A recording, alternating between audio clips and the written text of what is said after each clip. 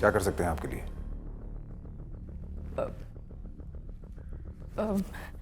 Sir, वो सूतरखाना बस्ती में एक मर्डर होने वाला है। मैं उसी के लिए आपको वार्न करने आई हूँ। किसका मर्डर? और आप कैसे जानती हैं? इससे ज्यादा मैं आपको कुछ नहीं बता सकती। बैठिए प्लीज, बैठिए। लेकिन क्यों नहीं बता सकती हैं? अगर आप सही हैं तो पूरी इंफॉर्मेशन दीजिए ना हमें, ताकि हम एक्शन ले सकें। देखिए, मुझे जो बताना था मैंने आपको बता दिया, अब आगे आप संभाल लीजिए। तो क्या करेंगे आपकी इस आधी अधूरी इंफॉर्मेशन का? पूरी बात तो बतानी पड़ेगी ना आपको। मैंने आपको इन्फॉर्मेशन देकर अपनी जिम्मेदारी पूरी की है, अब आप संभाल लीजिए, मुझे कुछ नहीं पता।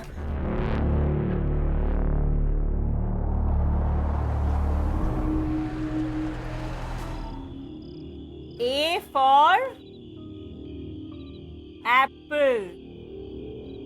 ये है Apple. A for Apple. good. B for Ball. C for car. C for Car. very good.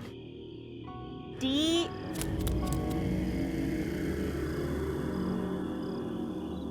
अब आप सब लोग दोहराओ, मैं अभी आती हूँ। A for apple. B for ball. C for cat. A for apple. B for ball. C for car. Very good, अब आगे पढ़ते हैं।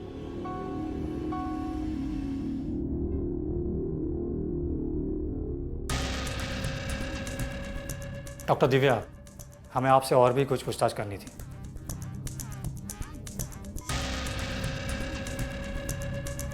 देखिए, मैंने आपसे पहले ही कहा था मुझे इसके बारे में और कुछ नहीं पता। आई एम सॉरी, मैं आपको और कुछ नहीं बता सकती।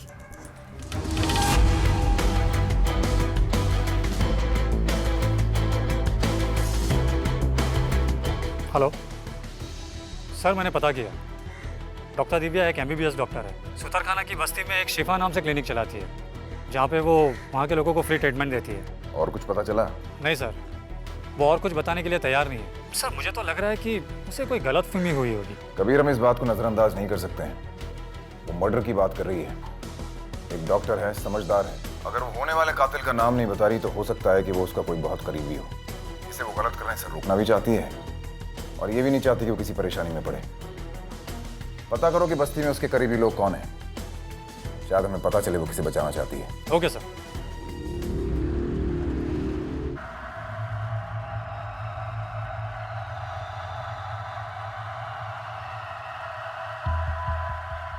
अरे बेटा, शादाब का कुछ पता चला? नहीं अम्मी, मैंने हर जगह देख लिया, भाईजान कहीं नहीं मिले। ठीक है, तू सुबह से निकली है, कुछ खाया भी नहीं है। ये ले, नाश्ता कर ले। आप यहाँ रखिए, मैं पानी पी के आती हूँ।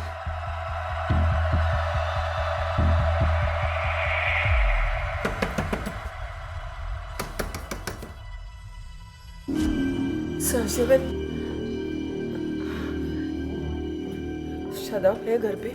नहीं, क्या बात है? आप इतना चिंतित क्यों लग रही हैं? दिव्या कल रात से घर नहीं आई है। उसका फोन ट्राई कर रही हूँ लेकिन फोन भी बंद आ रहा है।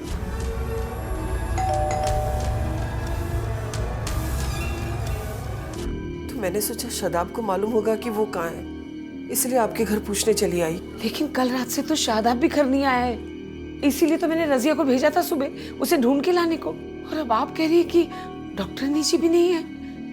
कहाँ गए होंगे दोनों? देखिए, आपकी बेटी एक डॉक्टर है, हो सकता है वो दोनों किसी पेशेंट को देखने कहीं गए हों और वहाँ नेटवर्क ना आ रहा हो या बैटरी चली गई हो, इसलिए फोन नहीं लग रहा होगा। इंस्पेक्टर साहब, मेरी दिव्या बहुत ही रिस्पॉन्सिबल लड़की है और आज तक मुझे बिना बताए वो कहीं भी नहीं गई, और ऐसा वो कुछ कर भी नहीं सकती। और शादाब साहब, वो तो बिल्कुल निकम्मा और बिल्कुल भरोसे के लायक नहीं था पहले, लेकिन जब से डॉक्टर जी की संगत में रहने लगा एकदम सुधर गया। अरे उससे ज्यादा तो हमें डॉक्टर जी की चिंता हो रही है। बड़ी ही नेक बच्ची है और हम पर बहुत एहसान है उसके।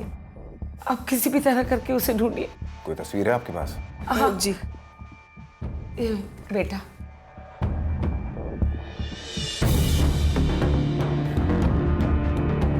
इससे हम कल मिल चुके हैं। ये पुलिस स्टेशन आई थी कल। और इसने ये बताया कि इसे अंदेशा है इसकी बस्ती में कोई मर्डर होने वाला है। सर वो सूतरखाना बस्ती में एक मर्डर होने वाला है, मैं उसी के लिए आपको वार्न करने आई हूँ। लेकिन इसने कोई भी डिटेल्स बताने से साफ मना कर दिया। इंस्पेक्टर साहब, ऐसी कोई भी बात उसने मुझे नहीं बताई। मुझे बहुत ही चिंता हो रही है अभी से।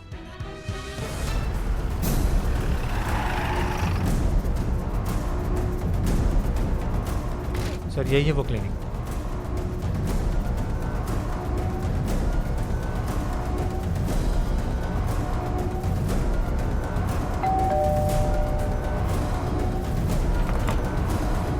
लॉक्ड है। कबीर पता करो कब से बंद है, या देखो किसी के पास चाबी है क्या। Yes sir. सर मैंने पता किया, दिव्या शाम को इस क्लिनिक में अलग अलग उम्र के लोगों को पढ़ाया करती थी। कल रात 8 बजे की क्लास खत्म कर दी, जिसके बाद वो लोग अपने अपने घर लौट गए थे। क्लिनिक में सिर्फ दिव्या और शादाब ही थे, लेकिन उसके बाद उन्हें किसी ने नहीं देखा। एक काम करो कबीर, ताला तुड़वा। यस।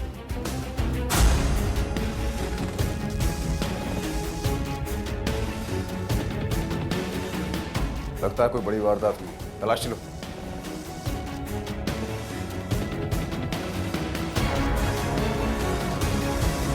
लगता है चोट काफी गहरी थी। फॉरेंसिक को बुलाओ और सैंपल लेने के लिए कहो। क्लिनिक को सील करो। सर अगर दिव्या सच बोल रही थी तो कहीं ऐसा तो नहीं कि वो अपने ही मर्डर के बारे में बात कर रही थी? अपनी मौत की बात कर रही थी और चेहरे पे जरा भी शिकन नहीं थी। अगर ऐसा था तो वो खुद का कत्ल करने वाले की पहचान क्यों छुपाएगी हमसे? सर हमारी तलाशी के दौरान ये शादाब और दिव्या के मोबाइल फोन मिले हैं। सर इनकी लास्ट लोकेशन के हिसाब से ये फोन सारी रात क्लिनिक में ही थे। दोनों अपने फोन एक साथ भूल गए क्लिनिक में। हो सकता है, ये भी हो सकता है कि उन्हें जबरदस्ती क्लिनिक से ले जाया गया और इसलिए फोन उठाने का मौका ही ना मिला। फोन को फोरेंसिक भिजवाओ और पता करो कि बस्ती में किसने उन्हें आखिरी बार देखा और कहा। हेलो, कैसी हैं आप? रजिया बता रही थी कि आपने कल से कुछ भी खाया पिया नहीं है। जिस माँ के बच्चे का कुछ अता पता ना हो, उस माँ के गले से निवाला कैसे उतरेगा? पता नहीं दोनों बच्चे कहाँ हैं, किस हाल में हैं। भगवान करे सब कुछ ठीक हो जाएगा, हमारे बच्चे सही सलामत वापस आ जाएंगे। थोड़ी सी शांति है मेरे दिल को कि शादाब दिव्या के साथ है। आपका शादाब भी आजकल बहुत जिम्मेदार हो गया है। ये सब आपकी बेटी दिव्या की वजह से ही है जो शादाब इतना बदल गए। अरे असलम भाई, क्या हाल है? लाला से आप छोड़िए। अरे एक ही सेब है ना? क्या अम्मी एक बात बता, मेरे पैसे किसने चुराए? अरे मैंने नहीं चुराया अम्मी। निकम्मा कहीं का अरे झूठ। अम्मी यार, बचाना है। दिन भर आवारागर्दी करता रहता है और मैंने नहीं निकाला। तू हट इधर से। हाँ? हाँ? मेरे पैसे का पेड़ में उगते हैं जो तू अरे करता क्या कर रही है यार अम्मी? पकड़ देख देख, पकड़ मैं मारूंगा असलम, पकड़। अम्मी छोड़ दिया। अम्मी अम्मी बात करने का अम्मी तमीज अम्मी नहीं। तमीज नहीं बात करने की। हाँ अम्मी माँ को याद अम्मी अम्मी अम्मी अम्मी अम्मी अम्मी छोड़ जान मुझे। अम्मी जान अम्मी अरे काम क्यों नहीं करता तू? अरे निकम्मा कहीं का। कौन देगा काम यार, बता। ए असलम, तेरे पास कोई काम है क्या? बच्चे से निकम्मे का तो कभी काम नहीं। अरे तेरी तो देखा, इसके पास भी तेरे लिए काम नहीं अरे है। अम्मी समझ आंटी, देखो ना डॉक्टर नीचे, बिल्कुल निकम्मा ये लड़का, कोई काम खाना काज का, बस ऐसे ही तंग करता है। आंटी जी आप गुस्सा ना करें, वैसे मेरे पास इसके लिए काम है।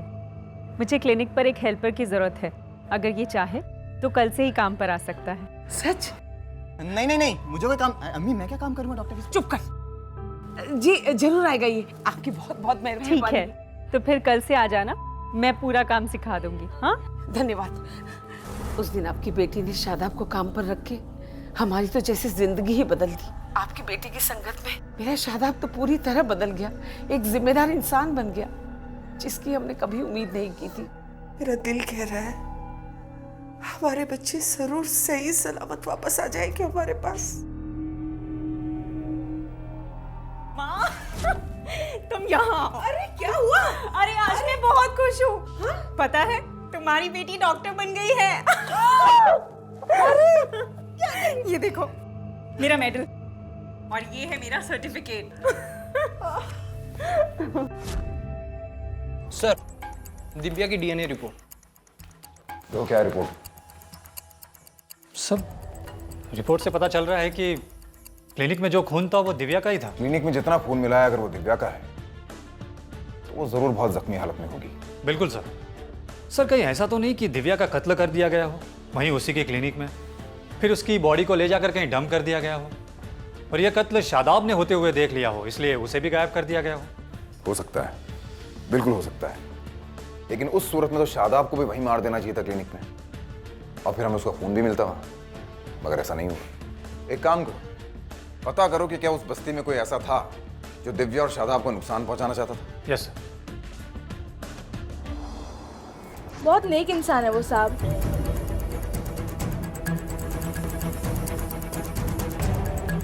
साहब वो तो अल्लाह की बंदी है, उसकी संगत में आके शादाब जैसा एक नंबर का निकम्मा बंदा भी सुधर गया, अल्लाह की राह पे चलने लगा। साहब हमने कभी सोचा भी नहीं था कि हम गरीब लोग पढ़ लिख सकते हैं। ये सब है ना डॉक्टर साहबा की वजह से मुमकिन हुआ है। वो खुद हमें क्लिनिक के बाद सबको पढ़ाती थी। अल्लाह उनको सलामत रखे।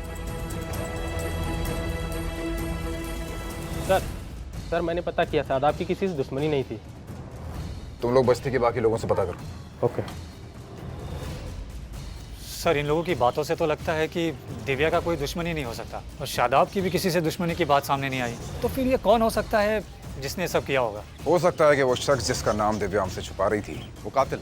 कत्ल तो किसी और का करना चाहता हो, लेकिन जब उसे पता चला कि दिव्या ने हमें अप्रोच किया है तो उसने दिव्या को रास्ते से हटा दिया।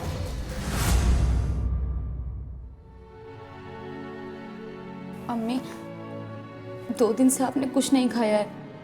कल रात से आप दुआ में बैठी हैं। थोड़ा सा पानी पी लीजिए। आप ये नहीं सोच रही हैं कि अगर आपको कुछ हो गया तो मेरा क्या होगा? मैं आपके लिए कुछ खाने के लिए लाती हूँ।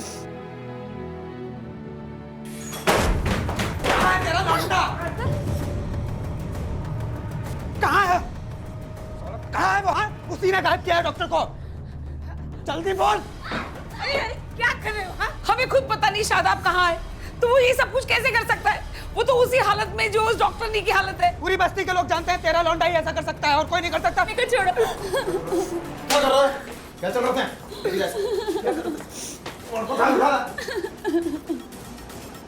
उठ, उठ।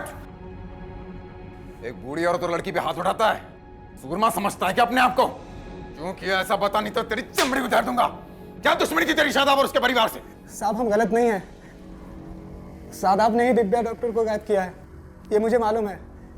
और मुझे लगा कि उसकी माँ को पता होगा कि शादाब कहाँ पर छिपा बैठा है। तू कौन है कानून को अपने हाथ में लेने वाला है? और तुझे कैसे लगता है कि शादाब ने दिव्या को मारा है? सब शादाब बदलने का केवल दिखावा करता है, असल में वो बदला नहीं है बिल्कुल। तू कैसे कह सकता है? साहब मैंने अपनी आंखों से देखा था। साहब एक दिन मैं क्लिनिक पे दवाई की डिलीवरी देने के लिए गया। शादाब चौथी बार मैंने तुम्हें चोरी करते हुए पकड़ा। शर्म नहीं आती? जिस जगह पर काम करते हो वहीं से पैसे चोरी करते हो। मेरी इतनी कोशिशों के बावजूद तुम अपनी की लत नहीं छोड़ पा रहे। यहीं से पैसे चोरी करते हो, फिर भी खरीदते हो। शर्म आनी चाहिए तुम्हें।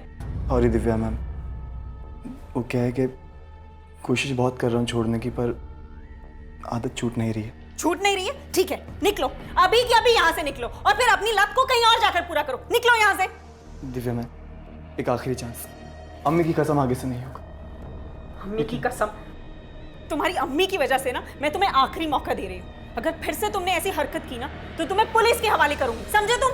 साहब नशेड़ियों का क्या भरोसा, शादाब ने फिर से चोरी की होगी और दिव्या मैडम ने उसे पकड़ लिया होगा, इसीलिए उसने दिव्या मैडम के साथ कुछ गलत किया और वहां से फरार हो गया। साफ झूठ बोल रहा है वो।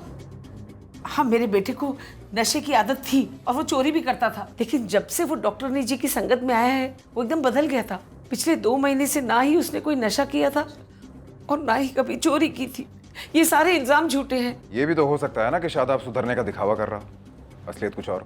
नहीं साहब, मैं अपने बेटे को अच्छी तरह जानती हूँ, ऐसे दिखावा नहीं कर सकता वो। शादाब की किसी से दुश्मनी, कोई ऐसा इंसान जो उसको नुकसान पहुंचाना चाहता? नहीं तो ऐसे छोटे मोटे झगड़े तो होते रहते थे, लेकिन किसी से कोई रंजिश वाली बात ऐसा तो कुछ नहीं था। हेलो, क्या? ठीक है, हम अभी पहुंच रहे हैं। सर, बस्ती के बाहर एक बॉडी मिली है। सर, ये तो रूबीना है। साहब हमने कभी सोचा भी नहीं था कि हम गरीब लोग पढ़ लिख सकते हैं। ये सब है ना डॉक्टर साहबा की वजह से मुमकिन हुआ है। अल्लाह उनको सलामत रखे। दिव्या की क्लिनिक में साफ सफाई का काम करती थी। को छोड़ो। लेके जाओ। नहीं अम्मी।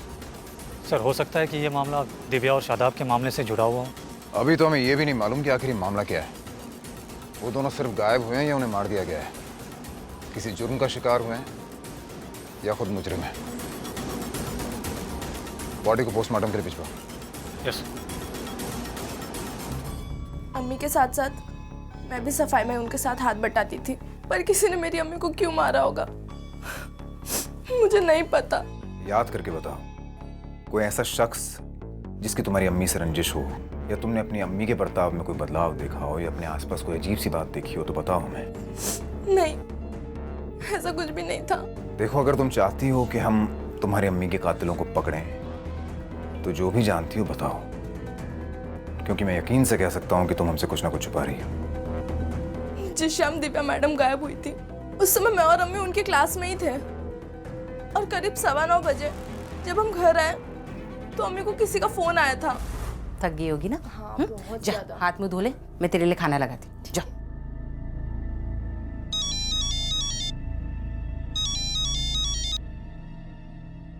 हेलो। हाँ अच्छा ठीक है, मैं अभी आती हूँ। सुन, क्या हुआ अम्मी? तू खाना खा, मैं अभी आती हूँ। हाँ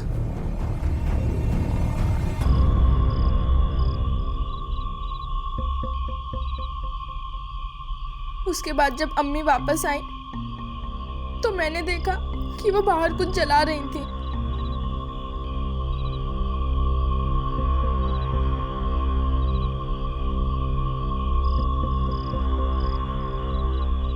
और अम्मी उन कपड़ों को जला रही थी जो वो घर से निकलते वक्त पहनी थी।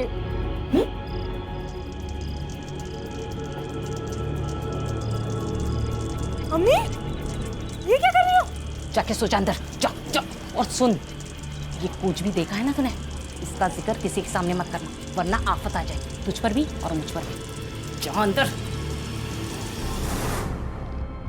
रुबीना की कॉल रिकॉर्ड निकलवाओ और पता करो कि 10 सितंबर की रात उसने किससे बात की थी। यस।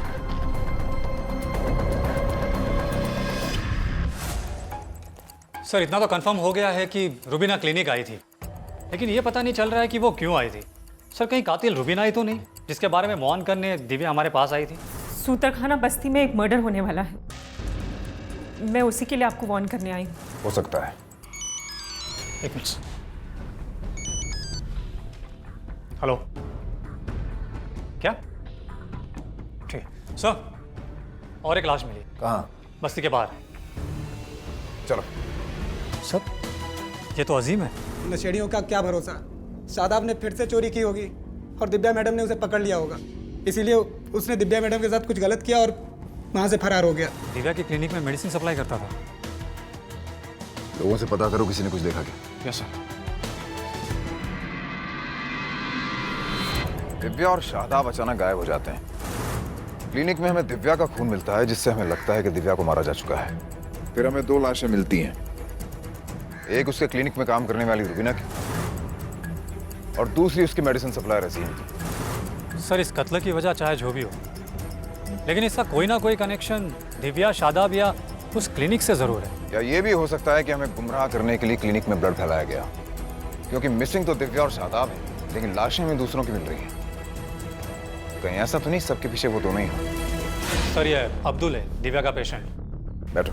बस्ती में पूछताछ के दौरान इसने बताया कि दिव्या के क्लिनिक में बच्चे की डिलीवरी के वक्त जो औरत की मौत हुई थी वो किसी गफूर की बीवी थी, और इन सब के लिए वो उसे जिम्मेदार मानता था, इसलिए उससे काफी नाराज भी था। ये बात कितने पहले की?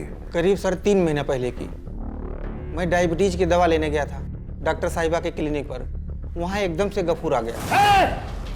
बंद कर अपनी ये मौत की दुकान, तेरी वजह से मेरी बीवी की जान चली गई, तू कातिल है। अब ये तेरी दुकान चलने नहीं दूंगा, तेरी दुकान नहीं चलने दूंगा मैं। क्या इसको कुछ नहीं आता है, कुछ नहीं आता इसे। गफूर भाई क्या कर रहे में दवाइयां देती है। चुप, बिल्कुल चुप।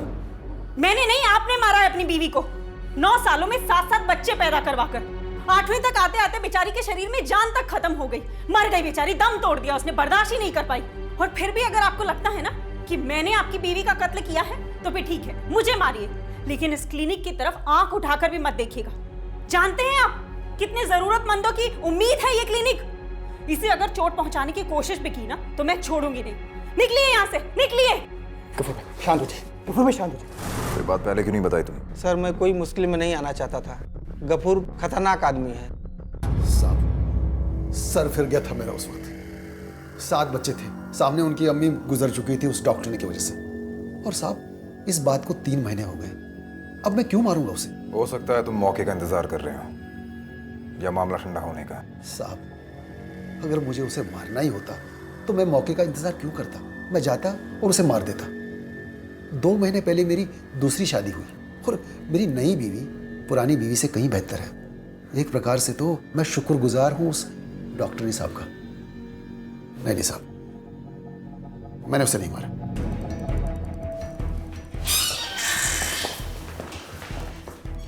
गफूर गुस्सेल जरूर है, लेकिन लगता नहीं इसने दिव्या का खून किया है। सर मैंने इसकी दूसरी बीवी और पड़ोसियों से भी बात की। 10 सितंबर की रात को आपके शौहर कहाँ थे? साहब मेरे शौहर तो पूरी रात घर पे ही थे मेरे साथ।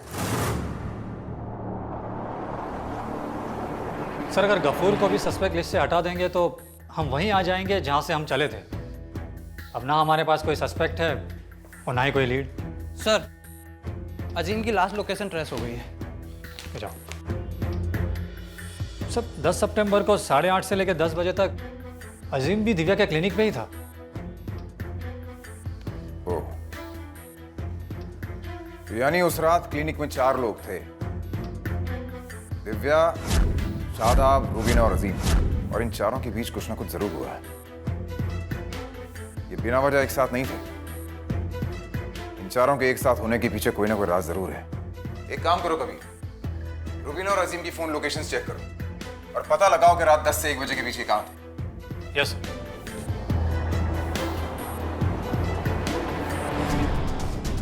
सर उस रात रूबीना और अजीम दोनों के फोन इसी लोकेशन पे थे और 10 से लेकर 12 बजे तक वो लोग यहीं पे थे। उस रात क्यों आए होंगे यहाँ? और 2 घंटे क्या कर रहे थे? सर शहर और लोगों की नजरों से बचा हुआ इलाका है सर, और जमीन भी खाली है, कुछ भी हो सकता है। चेक करो आसपास।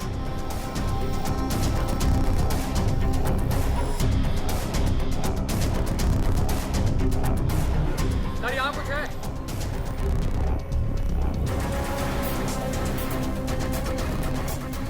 सर लगता है यहाँ पे किसी को घसीट के ले जाया गया। माफ हो तो। ए रुक!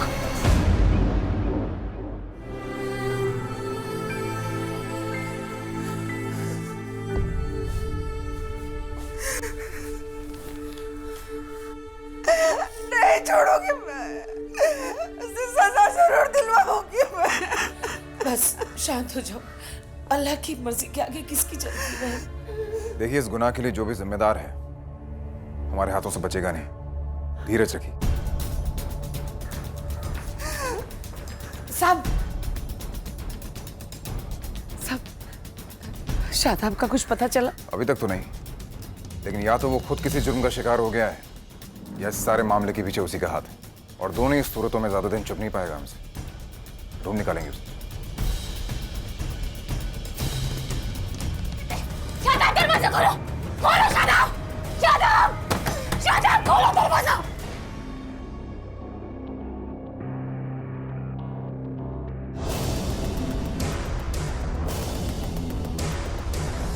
सर अभी गफूर की वाइफ घर से बाहर निकली है। या अल्लाह, ये सब कुछ क्या हो रहा है?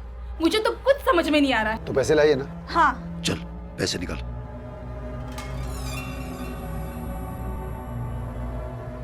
देख ये सब पुलिस को गलतफहमी हुई है। सच्ची? हाँ, और तो फिक्र मत कर। सर दिव्या की पोस्टमार्टम रिपोर्ट आ गई है। सर उसकी मौत गला दबाने से हुई थी, लेकिन सर उसके मारने से पहले उसके साथ किया गया था। क्या? और कुछ? सर दिव्या के बॉडी में 2 लोगों के सीमेंट्स मिले हैं। उसमें से एक सैंपल अजीम के डीएनए से मैच होता है, लेकिन दूसरे सैंपल का कोई मैच नहीं मिल रहा। एक काम करो, उस बस्ती में जितने भी ऐसे मेल्स हैं जिनका दिव्या से ज्यादा इंटरेक्शन था या जो हमारे शक के दायरे में आते हैं, सबके सैंपल्स मैच करवाओ। Excuse me sir. हेलो, क्या? ओके सर, शादाब लौट आया है। चलो।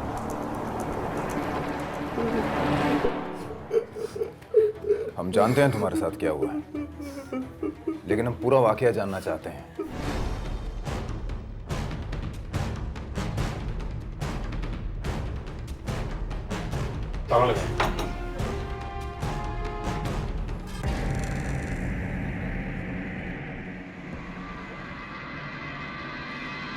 हेलो।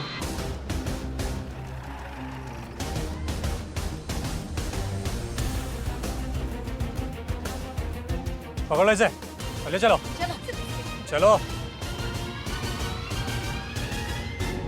मैं सिर्फ शादाब की मदद करना चाहती थी। एक दिन बस्ती के बाहर सुनसान जगह पे शादाब मुझे बेहोश मिला। अगर शादाब की इतनी फिक्र थी तुम्हें तो पहले क्यों नहीं आई हमारे पास? क्योंकि गफूर किसी को भी मार सकता है, वो कुछ भी कर सकता है।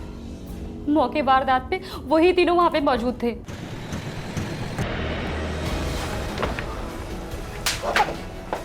लेके जाओ उसको, लेके जाओ इनको भी। मैंने कुछ नहीं किया, मैंने कुछ नहीं किया। बहुत जान है तुझमें। हमें मालूम है कि उस रात क्लिनिक में 2 लोग थे, एक अजीम और दूसरा तू। बहुत होशियारी दिखाई थी ना तूने। वारदात की जगह पे सेल फोन लेके नहीं गया था अपना। अब आगे अपने आप बोलेगा कि पीटे हैं। बताता हूँ साहब। चलो जा। मैंने देख अजीम, ये बहुत बड़ी साजिश है हम लोग के खिलाफ। ये हमारा मजहब बदलना चाहती है। कोई आज की दुनिया में मुफ्त में इलाज करता है, कोई मुफ्त में दवाइयां देता है। इस बात को समझो अजीम, इस बात को समझो। आप सही कह रहे हो गफूर भाई। लेकिन किया क्यों ऐसा? अपनी बीवी की मौत का बदला लेने के लिए? हाँ साहब,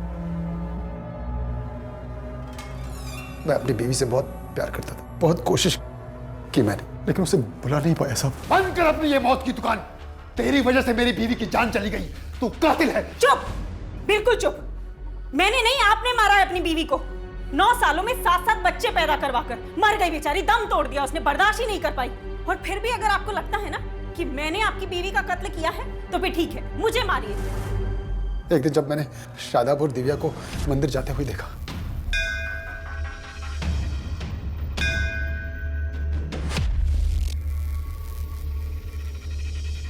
मुझे मौका मिला अपने लोगों को उनके खिलाफ भड़काने के लिए। ये क्या कह रहे हैं आप लोगों को कोई गलत फहमी हुई है। मैं शादाब को मंदिर अपने साथ इसलिए लेकर गई थी क्योंकि मैं मंदिर अकेले नहीं जाना चाहती थी, और कोई बात नहीं है, मैं सच कह रही हूँ। हाँ गफूर भाई, कैसी बात कर रहे हैं आप? भला मैं अपना मजहब क्यों बदलूंगा? तुझे समझ में नहीं आ रहा है? ये लड़की हमारी बस्ती में मुफ्त में दवाइयां देकर और इलाज करके हम लोगों का मजहब बदलना चाहती है। हमने उसे उसके दवा खाने से उठाया। अजीम, रुबीना को फोन लगा। अरे यहाँ नहीं, दूसरे बाहर से लगा, बाहर से लगा।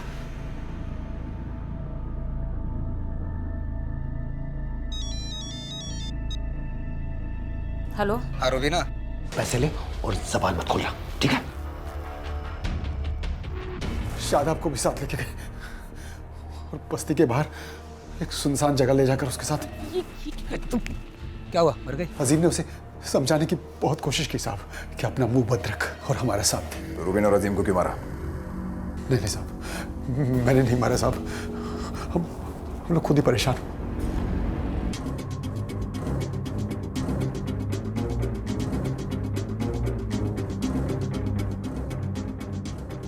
दिव्या मैडम ने कॉलेज में दाखिला करवाया था। मुझे एक प्रोजेक्ट मिला था कॉलेज से अलग अलग धर्मों में मिलने वाली समानताओं को लेकर, इसलिए हर धर्म के बारे में जानना था मुझे। इसलिए मैं दिव्या मैडम के साथ मंदिर गया था। गफूर ने कबूल कर लिया कि उसने दिव्या का रेप और मर्डर किया, मगर उसने हमें यह भी बताया कि उसने रूबीना और अजीम को नहीं मारा। तो कहीं ऐसा तो नहीं कि दिव्या की मौत का बदला लेने के लिए तुमने उन दोनों को मारा?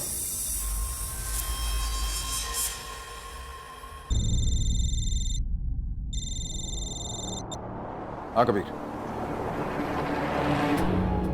तुम्हारे घर से बरामद हुआ है और मैं पूरा यकीन है कि इस पर लगा हुआ खून रूबीना और अजीम का है।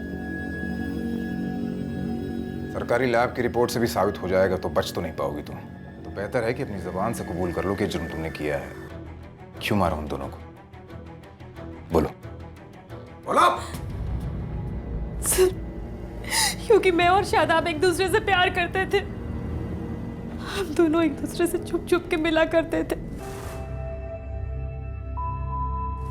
और कोई रास्ता नहीं था मेरे पास सर। वो लोग शादाब को जान से मार देना चाहते थे, क्योंकि शादाब इकलौता गवाह बचा था। मैं उसे प्यार करती थी, उसको बचाना चाहती थी, और उसको बचाने की खातिर मैं कुछ भी कर सकती थी। इसीलिए मैंने उन दोनों को मार दिया। कैसे मारा? बहुत आसान था।